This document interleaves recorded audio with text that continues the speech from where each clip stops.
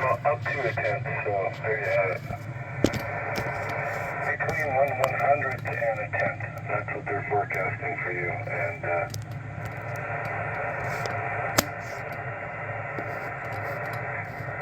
they're forecasting some winds too. 35, 40 mile an hour winds out in your neck of the woods. We had a little bit today. Maybe 10 or 15 a few times, but otherwise it was beautiful.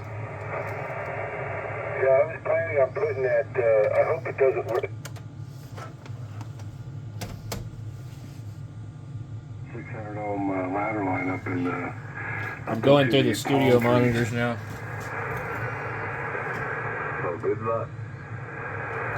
It actually doesn't sound that much different. Well, I was up on the tower this morning and yesterday afternoon, and it wasn't too bad. We got a little wind here, but they're projecting a little bit more. But I guess you guys get more wind than we do here. So as long as we get the rain tomorrow night. Oh, I need to find the adapter. There's an adapter to go to both speakers. Yeah, we're doing pretty well for water. I mean, we could certainly use it, but it's getting kind of some nice bright sunny days like we had today. It was beautiful today. Oh my God, gorgeous day. I swear, all these guys ever talk about in California and Arizona is water. Well, I got a lot of stuff. And I really don't think any of them have a damn clue about it. Which is unfortunately not going to do. I'll have to go back inside and do really work in here. But today was an absolute incredible day outside. Uh-oh.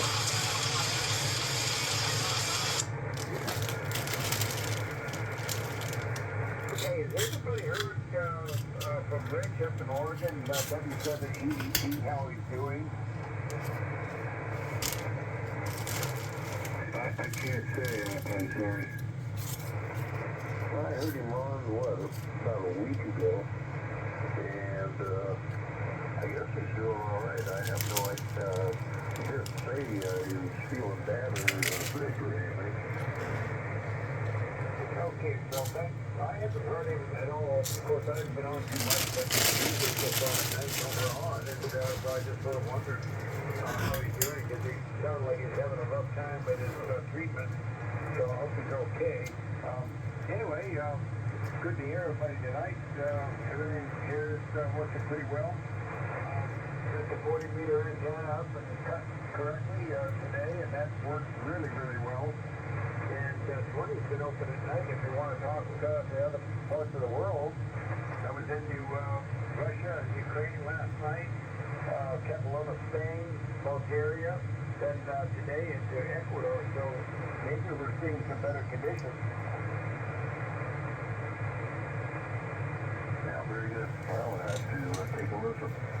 All right, guys. We'll be on the side here for a bit. WB6G Joy. I'm going to listen out to K6PC.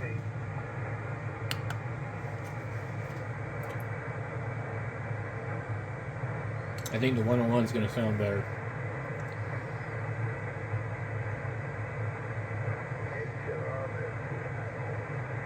Hey, good night, Randy. Of course, I think everybody's clearing out, so I won't be able to compare them. Good night, Randy. Maybe we'll catch you in the morning if we get your butt out of bed. We'll see. Good night, Randy.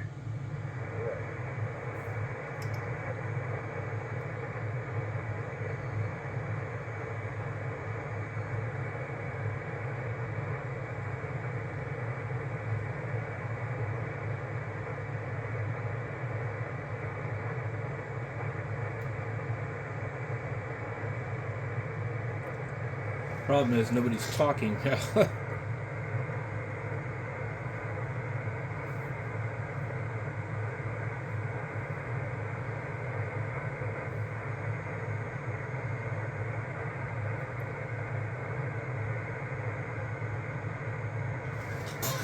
Well, what I'm going to do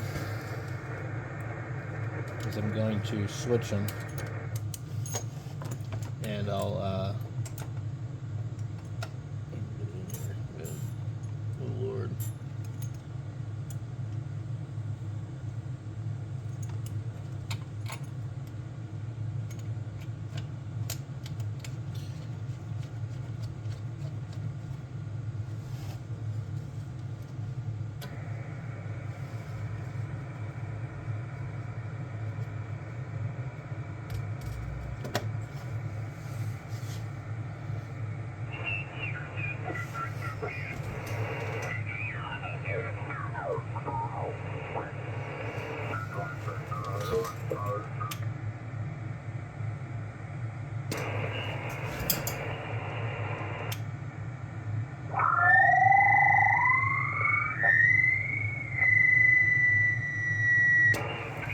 Zero beat the radio. I'm on upper sideband.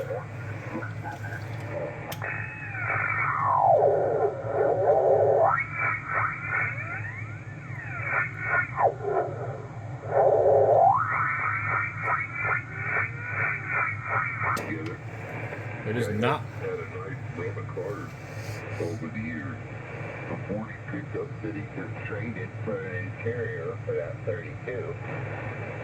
A beautiful paint job was up there There we go. on the Rogue River, pretty close. He does the graffiti weekend thing pretty regularly, so It does sound better. meet him in person this year. How's your truck coming along, John? It's happening. It's happening. The wash ring is finished, and we just finished yesterday the tranny brace. So they put the engine parts off until Monday. Otherwise, I got somebody else that's gonna order them. I'm running late on motor parts, but seems to be the industry standards here since COVID. Boy, that wouldn't surprise me, because it's not like everybody's having trouble getting parts, especially high-performance parts, so I don't know. I've been working on a 75 van. Guy's checking that out, putting, he's putting all kinds of fancy stuff in it. He wants to think it with his van for the 70s or 80s, and he's busy working on this thing. And last week, I put high-top bucket seats in it, and that was a real chore to get them in there because nothing was made for it. But they're in, and they work fine. I've got to adjust one of them, but it's not too bad. But, God, that was a lot of work.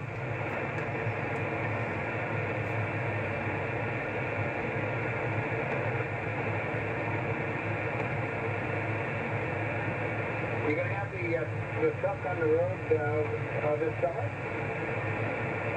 That's what we're shooting for.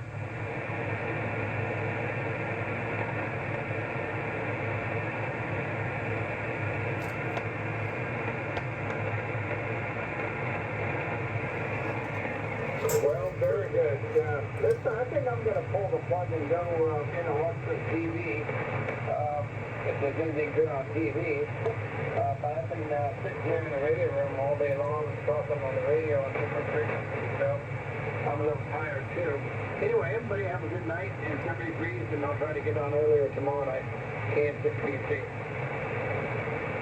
See ya. See you, John. Hey, good night. Good night, Ken. That's all right, Michael. Good night to you.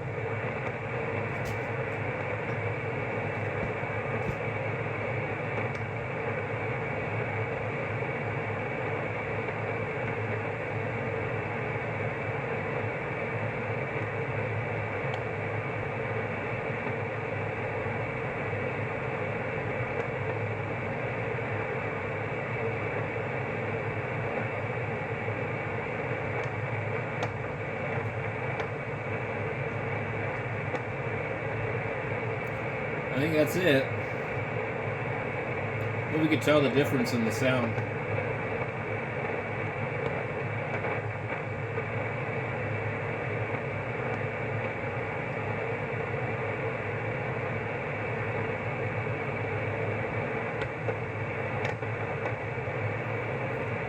Must be lightning nearby.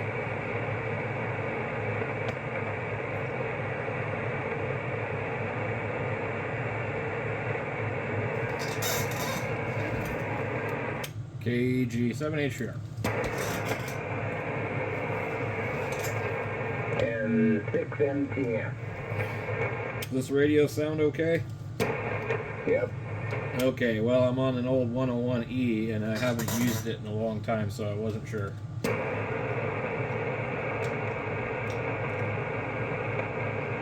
Sounds like it's on frequency and everything. For the moment, right?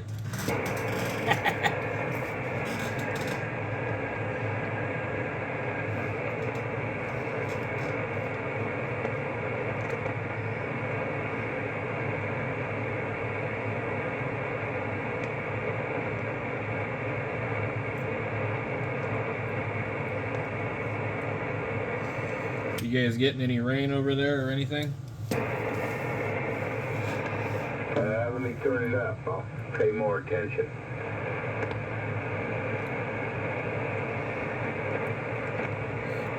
Go ahead. Are you getting any rain over there? Oh, not till tomorrow afternoon. We might see a sprinkle or so in the morning. But a half inch in the afternoon and a half inch tomorrow night is what they're predicting. Well, this weather is nuts. It was almost 70 degrees here today in Prescott Valley, and we're going to get snow on Monday. Is that coming in from the north or coming across from the west there, John? It is the weirdest configuration I've ever seen. It looks like it's spinning to the left, but the tail's coming off the right side, Phil. I don't know how that could possibly happen.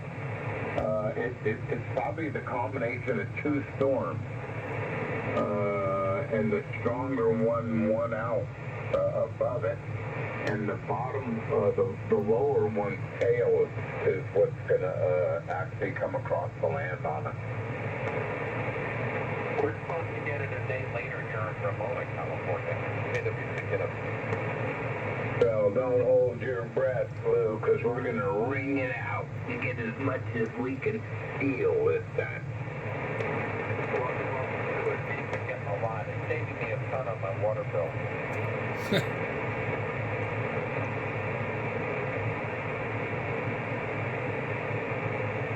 Yeah, me too, actually. I haven't watered my trees in some time. It seems like every other week is a really good rainstorm, so I'm just leaving it alone.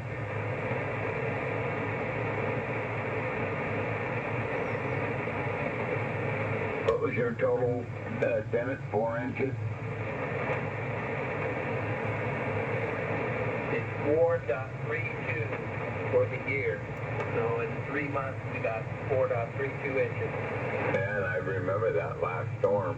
Or maybe it was the one right before that. You got like 2.5 of them inches.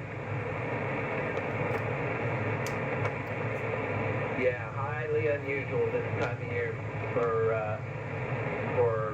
any rain at all, kind of. Usually our rain comes early in the winter and late in the summer. What was Greg saying? You guys have mapped out a giant aquifer underneath you? Well, there is a good-sized aquifer. Ours is not connected to probably what he was talking about. The one here in this valley, in the Third Valley, is a lot smaller, and it doesn't connect to the Mojave River aquifer, but the Mojave River aquifer is pretty big. I hear kind of a little clicky It's not super wide, noise on the radio. hundreds of miles. And there's a big old one out in It's usually one of these a things. little town in the East Mojave called Katy. They've been trying to get a hold of that water and do all kinds of stuff with it. This but thing has like, involved and everything else. I think it sat since the 80s They won't leave before it I bought alone. it. They know there's water there now, so LA's coming Maybe to try and 90s, I don't get it, know. and everybody else. Well, I think it's a good border. Not too far off, so. Otherwise, if we made it another 50 or 75, maybe 100 years, I'll bet you it becomes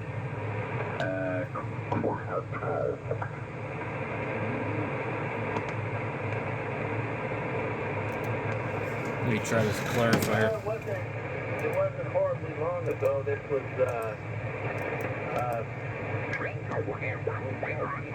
you were in the gym here, you know. This was a lot of juniper, pinyon pine, everything right here where I'm at. And they don't grow here no more. There's one or two still popping around out in the middle of the desert, but in fact there's one in the canyon, a big juniper up here in the canyon up just west of me, just barely west, not even well, maybe a mile. Anyhow, that's what it all used to be. It was forest land. changed in 100 years. No, not 100. It's been a few hundred. But they've got evidence of it being just basically forest land, pinyon juniper land. Have you ever seen the incoming water for New York? They drilled a pipe. I think you could fit 4 semi-trucks in it, side by side. And before they even finished that, they started another one next to it. And I date right now, It's they're crackling. working the third one. They completed I never the heard it second before. one, and now a third one. I wanna say it was 40 feet wide. I'm probably wrong about that, but I'm trying to Google it real fast. But that's how much water they're using for just New York alone. 8 million souls. You know what? That's a lot. A lot of pooping. So you roll the RF gain back and turn up the volume. Let's see. It only works on strong signals. I wonder where it's going to. You know, river along down Atlantic Ocean. Now they're recycling it, they're putting it right back in the water line. I don't think they're doing that in New York because New York prides themselves, or at least the city of New York, pride themselves on the quality of their water from wherever the heck the Adirondack, or where do they get it, Lou? Yeah, it's number 1 in the nation, and sometimes number 2 helps to keep. And you know, there is something to be said about that, and I think that's, you know, different places have different flavors because of the water. But there is a pizza Really is. restaurant on Coronado It's like crackly. I think it's AGC. It actually buys New York City water to make their pizza dough. So go figure. That's a popular legend. Ever since I left New York, I've been hearing it's the water, but I actually don't believe it. And I have a New York pizza stuff from way back, but still, I don't believe it's the water. I think it's more about the secret knowledge of how to balance things. And if you understand the rest of it, make it the pizza hut. Man's getting noisy.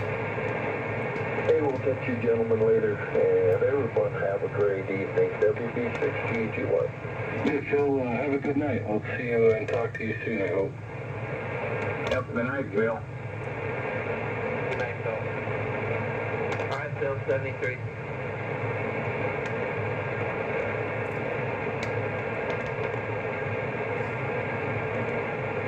I filled out the paperwork for my new job. They came in yesterday with I-9, you know, prove your citizenship.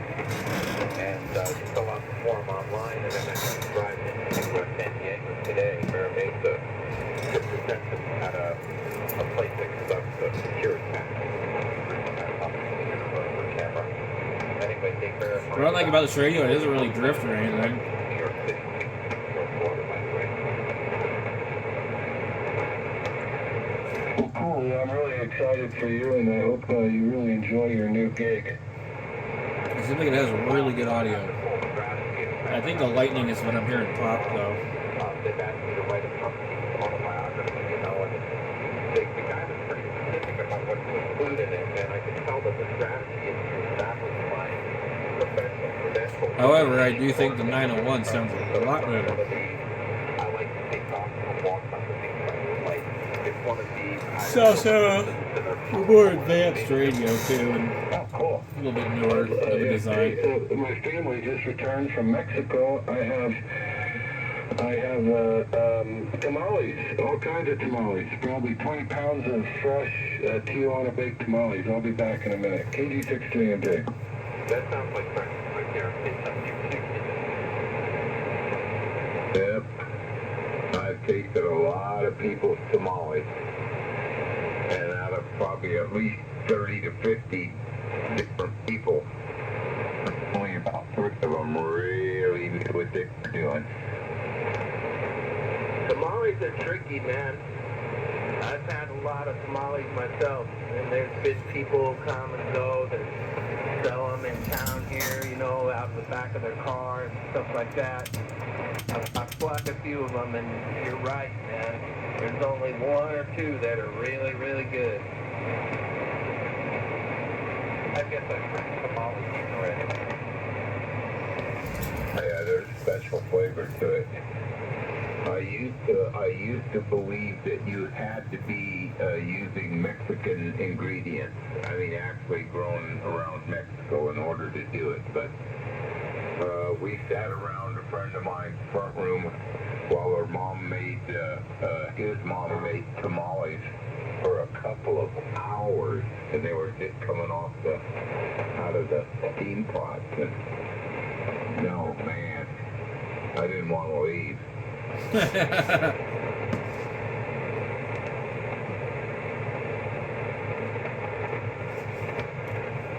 Yeah, there's one guy out here in the desert now that popped up. He's about maybe 20 miles from here. He sets up alongside the highway, little white van, and he's been around for a little over a year. He's been hanging around. And I keep seeing him, but I've never tried his yet. I'm going to stop in one of these days and try it out. If he's lasted this long, they might be pretty good, but I'm picky about the Mexicans. It's got to be right. Yeah, one of my favorites. And I've become a pretty good fan of Italian as well. But when this lady was cooking these tamales, the best I ever had, she said the hardest part about it is when the sauce just starts to turn to yellow. You only have a certain amount of time to bring the temperature down before it gets too dark.